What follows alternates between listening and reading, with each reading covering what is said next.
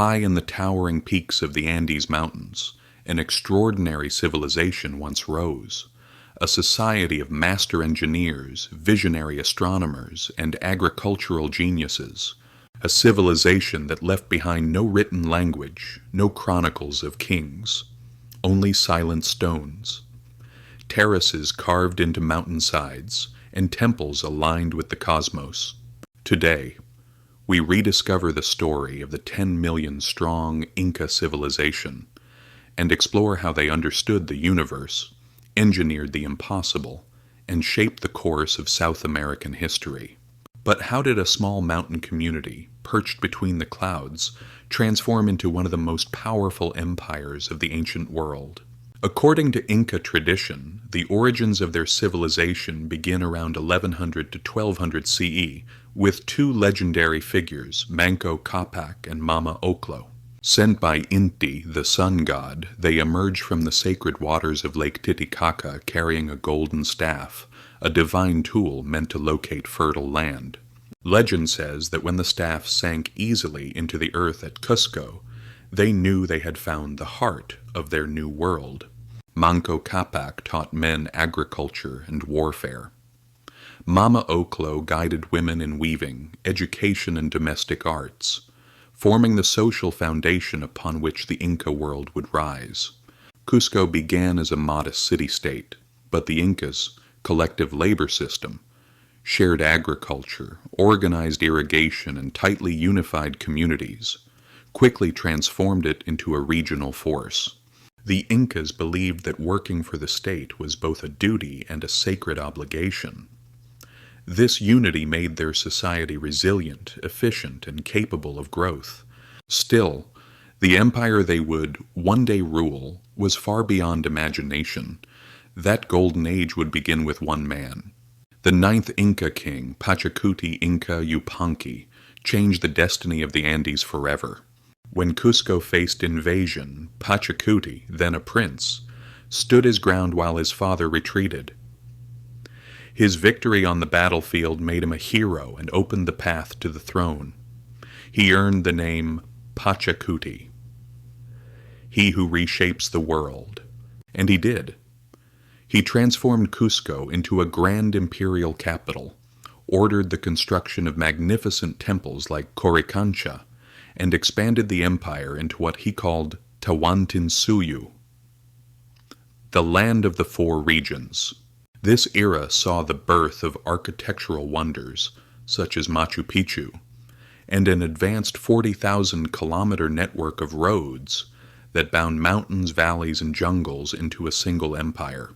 One of Pachacuti's most remarkable innovations was Moray, a circular system of agricultural terraces designed to test crops under different microclimates. Each descending level changed temperature, humidity, and sunlight, allowing Inca engineers to determine how crops adapted to altitude.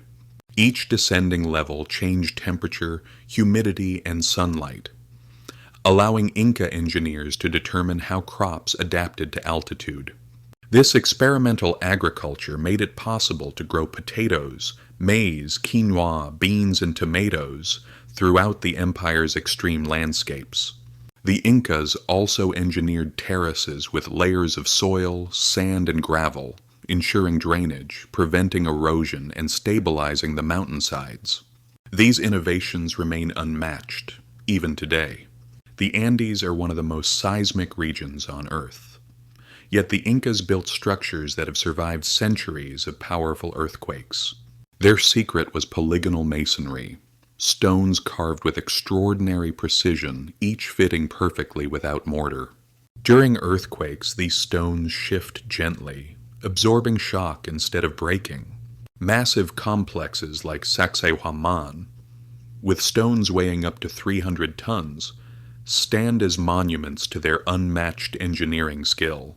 To the Incas, the universe had three realms: Hanan Pacha, the upper world of gods and stars; Pacha, the world of the living Uku Pacha, the underworld of ancestors. Machu Picchu's temples aligned with solstices, and rituals honored sacred mountains, the sun, the moon, and natural forces of earth and water. Ceremonies sometimes included animal sacrifices, and in rare cases human offerings to appease the gods or mark great events. Without a writing system, the Incas relied on quipu, cords filled with colored strings and carefully tied knots. They recorded population data, taxes, food storage, and possibly even historical narratives. To this day, quipu remains partially undeciphered, one of the great mysteries of Andean civilization. The empire reached its height under Pachacuti's successors, but internal conflict would pave the way for its downfall. A devastating civil war erupted between two brothers, Huáscar and Atahualpa, when the Spanish conquistador Francisco Pizarro arrived in 1532 with barely 200 men, steel weapons, horses, and gunpowder. The empire was weakened and divided. Pizarro captured Atahualpa through deception, demanded a room filled with gold and silver, and executed him even after the ransom was paid. Local tribes, long resentful of Inca rule, joined forces with the Spanish, believing it would restore their independence. Instead, it led to cultural collapse, forced conversion, and widespread devastation, especially after diseases like smallpox swept through the population. After Cusco fell, Manco Inca fled to the remote stronghold of Vilcabamba, where he established the last Inca kingdom. For decades, the Incas resisted Spanish rule, until the final ruler, Tupac Amaru, was captured and executed in 1572, marking the official end of the Inca Empire. Today, no population remains purely Inca, but the Quechua and Aymara peoples carry genetic and cultural traces of their ancestors, adaptations to high altitude, unique languages, and traditions rooted in Inca cosmology. Across the Andes, the mountains still hold their secrets.